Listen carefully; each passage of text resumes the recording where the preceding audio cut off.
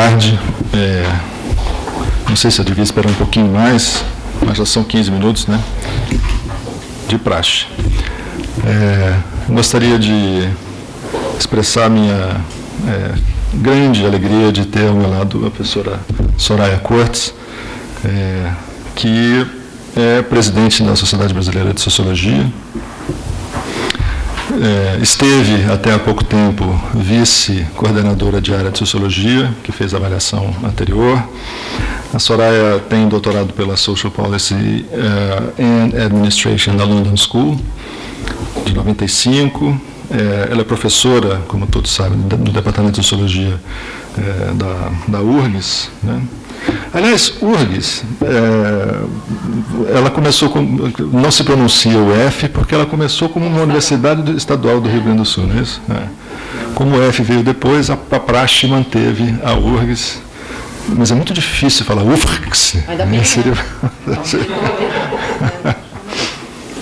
Então, ela é professora do departamento e do programa de pós-graduação em Sociologia lá da URGS, professora também do programa de pós-graduação em políticas públicas, não é isso? A Soraya trabalha com políticas públicas, governança global, governabilidade, vários temas relacionados com a fronteira entre a sociologia e a política, que é um pouco o que nós fazemos aqui também, né? Então, quero crer que a Soraya está em casa, né? E, sem mais, Soraya, passo para você a palavra. Muito bem-vinda, muito obrigado por ter aceito o convite, por estar aqui conosco. Bem, boa tarde. Eu quero agradecer, em primeiro lugar, ao convite, ao Adalberto, ao Fernando, né? Nós já tínhamos conversado lá no Congresso, em Porto Alegre, e dizer que é uma honra e um prazer estar aqui. E de fato, como o Adalberto disse, eu tenho trabalhado exatamente nessa fronteira, né, entre a ciência política e a sociologia, que normalmente a gente denomina como sociologia política, né?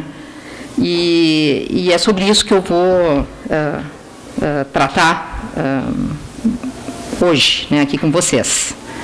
Então, a ideia é abordar a questão das ideias, dos atores e da mudança nas políticas públicas. E, para fazer isso, eu vou procurar atingir dois objetivos. Deixa eu ver se eu me acerto aqui. É o de baixo. Deu certo. Dois objetivos básicos. O primeiro dele é problematizar o papel desempenhado por atores e pelas ideias em análises que buscam entender os processos de mudança em políticas públicas, mudanças não incrementais. O segundo é discutir a importância de recursos teóricos que permitem examinar as dimensões da estrutura, da agência, sem desconhecer a importância da cultura em processos de mudanças em políticas públicas. Então, os processos de mudança em políticas públicas, em contextos democráticos, com frequência ocorrem no nível mesosocial. As instituições macropolíticas, bem como as regras culturais naturalizadas, que são aquelas que modelam a ação do ator, mesmo quando ele não tem consciência delas, né, elas estabelecem os limites possíveis para a ação política. Porém, no nível mesosocial, os atores políticos disputam problemas, as suas soluções, e constroem e apresentam argumentos uns para os outros, e desenvolve estratégias para que seus problemas e soluções ascendam à arena governamental e à agenda governamental. Não havendo mudança macropolítica, como em processos revolucionários ou de ruptura institucional ou guerras, é no nível mesosocial que se constroem as transformações nas pólices, né? Então, tanto no nível macrosocial, ele pode provocar mudanças em subsistemas setoriais de políticas públicas, quanto as dinâmicas, né, dos próprios subsistemas ou campos de políticas públicas setoriais nesse nível mais meso-social. É isso que eu estou defendendo aqui. Tem algumas teorias que vão dizer, não, são são as mudanças macropolíticas que vão afetar os subsistemas de políticas públicas. No caso, eu estou pensando aqui como uma dupla possibilidade. Então, para compreender os processos de mudança em políticas públicas, a análise deve procurar integrar os 3 elementos dessa tríade, ou seja, a estrutura, a agência e a cultura. Assim, a questão sociológica clássica da mudança social aplicada às políticas públicas se transforma em um problema típico da sociologia política. Uma das principais peculiaridades da sociologia política é que, ao tratar de 2 pressupostos fundamentais da sociologia, que, segundo o Alexander, são a ordem e a ação, a sociologia política acentua a dimensão relacionada à capacidade das pessoas alcançarem objetivos simbólicos intencionalmente perseguidos em situações simbolicamente definidas. Então, essas pessoas são vistas como atores que não apenas seguem scripts impostos culturalmente, sobre os quais frequentemente não têm consciência, mas são vistas como agentes cuja ação tem a intenção de atingir objetivos, sejam eles relacionados à mudança da ordem ou à sua manutenção. Entretanto, as respostas à pergunta sobre como compreender processos de mudanças não incrementais em políticas públicas têm sido encontradas crescentemente em abordagens teóricas que acentuam o papel das ideias, tanto para explicar a resiliência das instituições, como na explicação das mudanças. Nesse sentido, a ação que muda a ordem, ou que a mantém, não seria provocada por atores, grupos sociais ou grupos de interesse, aí, conforme a denominação, conforme a orientação teórica do pesquisador, né? Então, não seria provocado por esses grupos sociais ou grupos de interesse que intencionalmente procuram mudá-la, e sim pelas ideias. Mais precisamente pelos discursos, denominação mais ampla que abarca os conceitos de argumentação, persuasão, retórica, que vêm sendo cada vez mais utilizados por estudos da corrente teórica denominada Argumentative Policy Analysis, ou a análise de políticas públicas, ou a análise argumentativa de políticas públicas. Para essa corrente, o discurso é entendido como um conjunto de ideias, conceitos e categorizações que são produzidas, reproduzidas e transformados para dar significado às relações físicas e sociais. São sistemas de significados historicamente específicos que formam as identidades de assuntos, de temas e de objetos. E, mais importante, constituem os atores que são os agentes de um conhecimento legítimo, cuja legitimidade é conferida pelo discurso que circunscreve o espectro de objetos e temas através dos quais as pessoas experienciam o mundo. Assim, os discursos deixam de ser fenômenos secundários, epifenômenos, e passam a ser objeto de interesse em si mesmo, e não um modo pelo qual pode-se chegar a uma realidade que seria subjacente a esses discursos. Mais importante, esses atores constroem modelos de análise em que os discursos são tratados como variáveis independentes, que definem atores, a orientação da ação desses atores e a construção dos frames, dos enquadramentos que oferecem os recursos para que os atores interpretem o mundo e ajam sobre ele. Ou, no que nos interessa, procurem manter ou mudar as policies. É como se o turn to language, que já modificou profundamente a área de humanidades e ciências sociais, tivesse chegado, não, de fato ele chegou à análise de políticas públicas, né, particularmente nos anos 1990. A contribuição da corrente Argumentative Policy Analysis foi e ainda é muito relevante em um campo de conhecimento como de análise de políticas públicas em que o positivismo, o pluralismo e a escolha racional predominaram. Na primeira metade do século XX, uma epistemologia predominantemente positivista orientava os estudos que procuravam desenvolver as melhores alternativas para a ação governamental, como os estudos de Lasswell na perspectiva racional compreensiva nos Estados Unidos, ou os estudos de Titmuss da administração social no Reino Unido. As vertentes pluralistas e neopluralistas procuravam explicar as policies e as suas mudanças mediante o exame da ação de grupos de interesse. Mais recentemente, a gente pode pensar nas coalizões de defesa também, da teoria da Advocacy Coalition, do Sabatier. que buscam influenciar os processos de tomada de decisão governamental sem atentar devidamente para as bases sociais marcadamente desiguais do poder político desses grupos. As abordagens racional-utilitaristas são provavelmente as mais influentes desde os anos 1980. Na Europa e nos Estados Unidos, mas também em outros países, passaram a predominar não apenas nos estudos, mas principalmente na formulação de políticas cujo desenho é baseado na concepção importada da economia neoclássica, que concebe indivíduos e organizações como seres racionais, autointeressados, que buscam satisfazer seus interesses e obter o melhor para si.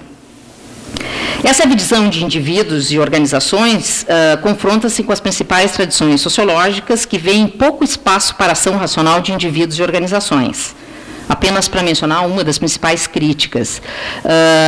No livro A Política Pública como Campo Multidisciplinar, que foi publicado em 2013, organizado pelo Eduardo Marques e o Carlos Aurélio Faria, eu tenho um capítulo que é sobre a contribuição da sociologia para a análise de políticas públicas. E ali eu tenho uma subseção em que eu trato com mais detalhe essa questão da escolha racional e da public choice também, vamos dizer, o que elas, as bases sociológicas desse tipo de abordagem, os seus limites, enfim.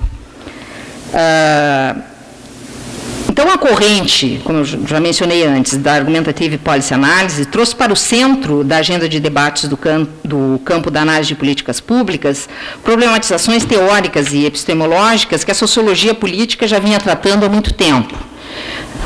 Então, para exemplificar, desde 1963, Baccarat e Barrett já destacavam no estudo clássico que o processo de constituição da agenda política se caracteriza por ser restrito a poucos detentores do poder e que há não questões que são excluídas da agenda política, contestando assim os princípios básicos da análise pluralista, de atores disputando em relativa igualdade de condições para colocar suas questões na agenda governamental.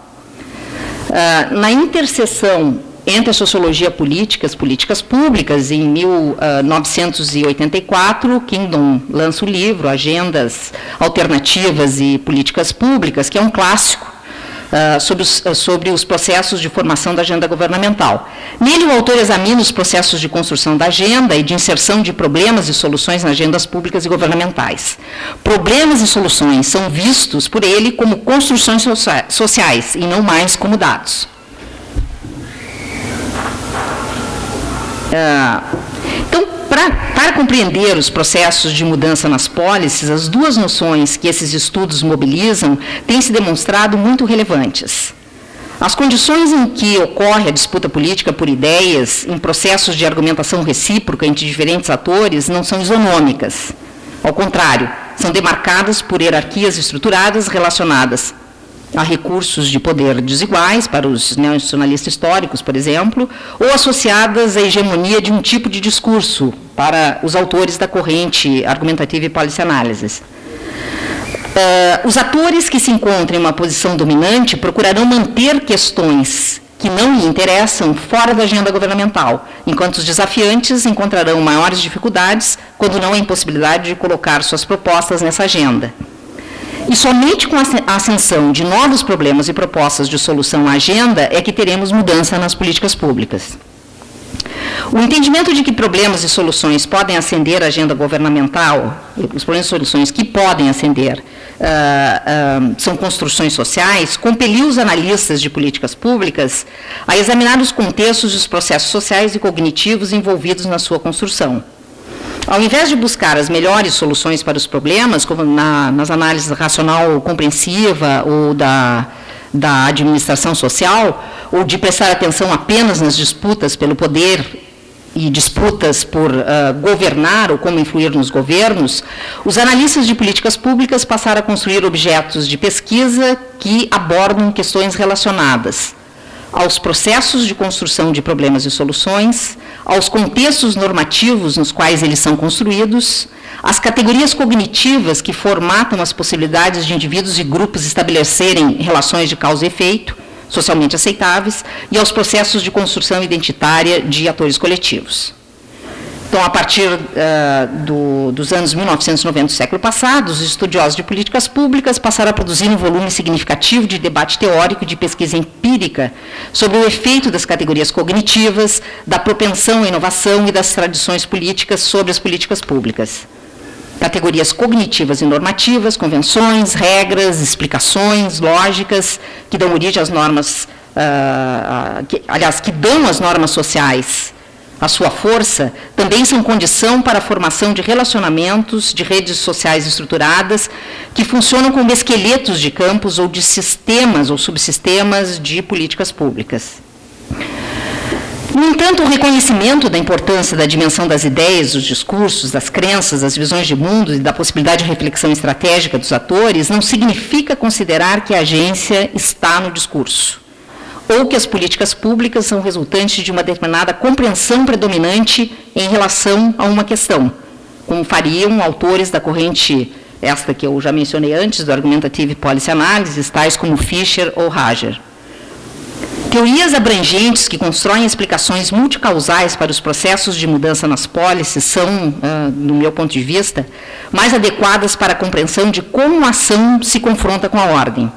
Deixar de lado a estrutura, as instituições, contextos em que as pessoas se encontram, interpretam, com o qual se defrontam, tornaria o social caleidoscopicamente contingente, para usar uma expressão da Margaret Archer.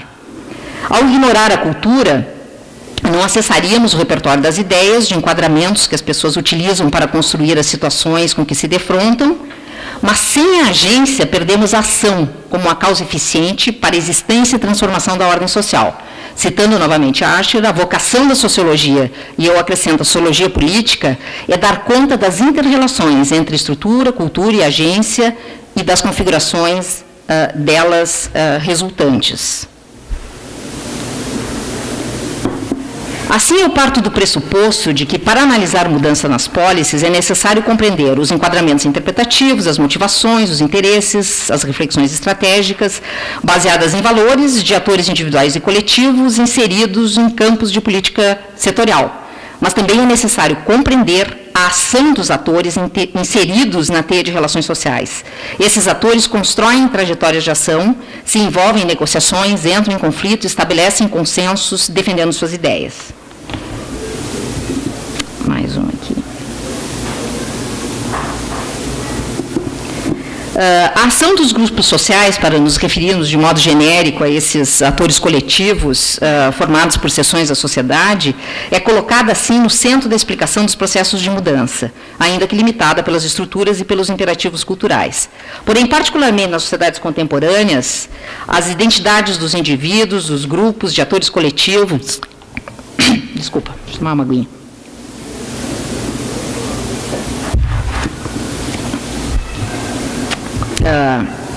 Então, como eu estava dizendo, as identidades dos indivíduos, dos grupos, dos atores coletivos são mutáveis, são construídas e reconstruídas de forma relacional, ainda que as estruturas sociais sejam rígidas. As teorias do reconhecimento e da construção de identidades e alteridade social chamam a atenção para o processo através do qual, a partir de relações intersubjetivas, os sujeitos se impõem e se contrapõem uns aos outros, e identidades individuais e coletivas são afirmadas. Novos atores coletivos constroem novos problemas e soluções que procuram inserir nas agendas governamentais. Frequentemente, a sociologia política tem empregado o conceito de atores estatais e societais, os últimos divididos como sociais e de mercado, para classificar grupos sociais que agem na esfera política. Embora esses conceitos sejam importantes para a caracterização de atores que promovem mudanças ou resistem a elas, o conceito de redes de políticas públicas, que atravessa os limites entre o Estado e a sociedade, é uma ideia central para a caracterização da dinâmica das áreas de políticas públicas, ou das policies. Isso porque é no contexto dessas redes que agem as comunidades de políticas. Essas comunidades dominam os campos da política pública setorial ou desafiam aquelas que os dominam, propondo mudanças que podem conduzir a processos de reforma ou mesmo levar à construção de novos campos. Essas comunidades são atores em redes que não podem ser situados como societais ou estatais, pois seus integrantes podem estar tanto no Estado como na sociedade. teoria dos campos de ação estratégica, elaborada por Fligestein e McAdam e difundida em sua forma mais completa no livro A Theory of Fields, publicado em 2012, utiliza outra denominação para conceituar esses atores em redes, a dos grupos incumbentes e desafiantes. Os autores apresentam sua abordagem como uma teoria geral da mudança e da estabilidade social, e seus insights podem ser utilizados para análise de políticas públicas. Eu já tive a experiência da utilização dessa teoria com uma tese de doutorado de uma orientanda, uma tese já concluída, a Tânia Santos, que ela examinou o campo da corrupção, o campo da política fiscal e o campo da educação fiscal, mostrando como atores que estavam na área de política fiscal, uma vez derrotados num certo momento, eles migram para o campo da educação fiscal, e ali eles constroem uma nova forma, claro, que também mudam as suas ideias, até mesmo quem eles são exatamente, mas passam a atuar nesse campo, né, trazendo também questões que vinham do campo da corrupção. Então, se mostrou bem frutífero, né, a utilização dessa teoria para esse tipo de análise. Eu tenho um outro orientando que também está utilizando essa teoria para análise da constituição do sistema de assistência social no Brasil. No caso, ele está usando isso combinado com a teoria do equilíbrio pontuado e com aquela ideia de paradigmas de política do Hall, né? E também está dando, acho que vai ficar interessante, essa aí não está concluída ainda. Bem, o interesse para quem estuda processo de mudança em políticas públicas, a partir da sociologia política, é que os insights que esses dois autores, né, o Fligestein e o McAdam, utilizam, eles são provenientes da teoria da estruturação de Giddens e principalmente da obra de Bourdieu nas noções de hábitos, de campo e de capital na vida social e política. Suas proposições também são derivadas do neo-institucionalismo sociológico, na área da teoria organizacional, particularmente na obra de Dimad e Powell, e das teorias da ação coletiva, particularmente na noção de, embora modificada, né, mas na noção de estrutura de oportunidades políticas do Taro. Então, muito sinteticamente, só para expor o que é essa teoria, os autores eles buscam explicar as fontes de mudança e estabilidade na vida institucional das sociedades contemporâneas por meio de 7 componentes fundamentais. O primeiro são os próprios campos de ação estratégica, unidades fundamentais de ação coletiva, são meso-ordens sociais, nas quais atores individuais e coletivos interagem com conhecimento mútuo, sob a égide de uma compreensão compartilhada sobre os propósitos do campo, sobre a rede de relações sociais que ele comporta, quem tem poder e por quê, e sobre as regras do campo. O segundo componente se refere aos atores que dominam o campo, os incumbentes, e os atores que desafiam esse domínio, os desafiantes. E as nem sempre existentes unidades de governança encarregadas de garantir as regras de funcionamento, garantir que as regras de funcionamento do campo são observadas. O terceiro componente são os atores socialmente habilidosos. A ação estratégica é concebida como uma tentativa de atores habilidosos para criarem, no caso dos incumbentes, para manter mundos sociais estáveis, ou, quando se trata dos desafiantes, criar novos e transformar os mundos existentes. O quarto elemento é o ambiente maior em que o campo está inserido. Diferentemente de outras abordagens, que focalizam apenas o funcionamento interno dos campos, a teoria concebe todos os campos como enraizados em uma teia complexa de outros campos. O quinto componente se refere às fontes de mudança no campo. De acordo com a teoria, podem ser choques externos, provenientes de outros campos, rupturas no interior do campo e o início de um episódio de contestação. O sexto elemento se refere exatamente aos episódios de contestação. Então, esses episódios eles são definidos como um período de emergente e continuada interação contestatória entre atores que utilizam novas formas de ação. Finalmente, o último elemento trata da acomodação do campo, seja por meio da mobilização de oposição que se mantém ou da reafirmação do status quo pelos incumbentes, seus aliados estatais. A acomodação acontece quando o campo começa a gravitar em direção a um novo ou a um acordo institucional reorganizado que reestabelece as regras e normas culturais. Podemos dizer que um campo não está mais em crise quando há um sentimento generalizado de retorno à ordem e à segurança. A crítica mais relevante a essa abordagem é endereçada à subteorização das instituições, particularmente do Estado. Muitos sociólogos políticos, a gente pode lembrar da Tedesco-Pohl, por exemplo, já tinham desenvolvido uma noção de relativa autonomia do Estado, que tem sua própria agenda, seus próprios problemas, especialmente em relação à arrecadação e às responsabilidades estatais. Isso frequentemente conduz a situações de conflito do Estado com elites, os incumbentes. Então, embora o Estado nunca tenha autonomia completa, não pode ter suas decisões e ações reduzidas ao interesse das elites. Além disso, muitos conflitos ocorrem entre elites e entre diferentes grupos desafiantes. Então, e as unidades de governança, em determinados momentos, ou em determinadas áreas de política setorial, elas nem sempre favorecem os incumbentes. E o que é mais relevante, muitas dessas mudanças podem ser promovidas por incumbentes.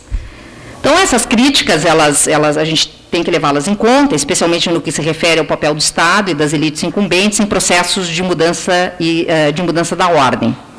Uma teoria que trate da mudança social e das mudanças nas policies deve examinar e definir diferentemente o papel e a função e as funções do Estado em relação às outras instituições num campo de política setorial, bem como o papel das elites incumbentes na promoção de reformas.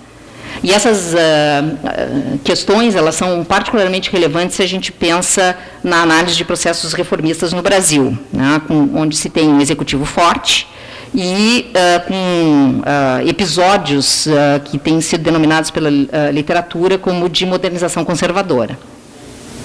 Mesmo assim, a teoria oferece uma contribuição muito promissora para o estudo das mudanças nas policies ou para a compreensão de processos de emergência de novas áreas de políticas públicas, desde que o Estado seja tratado de forma teoricamente adequada e que o problema de pesquisa se refira a processos de mudanças que envolvem policy communities desafiantes que conseguiram colocar na agenda governamental problemas e soluções por elas construídos com o objetivo de promover reformas não incrementais em políticas públicas setoriais.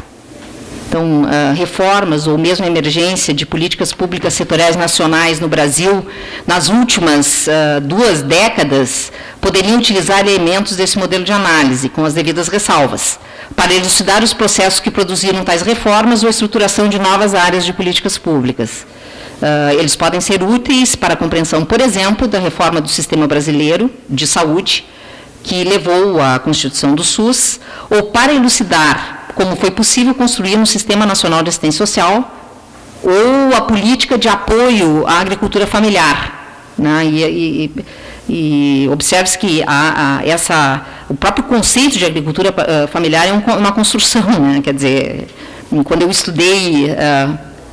Quando eu fiz o mestrado de Sociologia, há muito tempo atrás, né, eles eram camponeses. Agora mudou o conceito, mudou a política. Então, é um processo muito interessante de construção da própria ideia de agricultura familiar e da política. Né.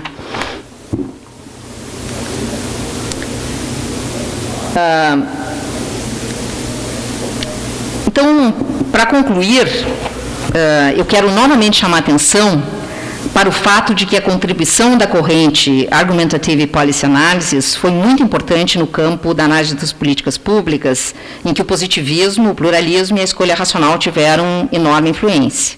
Assim, é necessário compreender os enquadramentos interpretativos, as motivações, os interesses, as reflexões estratégicas baseadas em valores, de atores individuais e coletivos inseridos em campos de política setorial.